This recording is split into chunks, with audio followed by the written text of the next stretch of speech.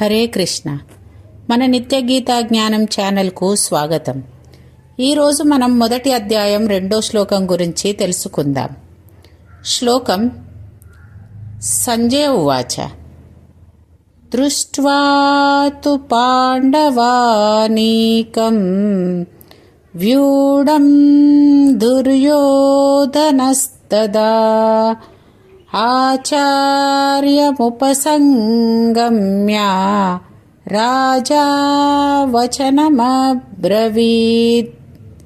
దాని అర్థం, సంజయుడు చెప్పుచున్నాడు, పాండవుల సేనను చూసిన తరువాత దుర్యోధనుడు తన గురువు దగ్గరికి వెళ్ళి మాట్లాడాడు.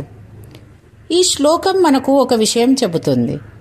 సమస్య వచ్చినప్పుడు తొందరగా స్పందించకుండా ముందుగా అర్థం చేసుకొని గురువుల సలహాలను తీసుకోవాలి. Like, share, subscribe.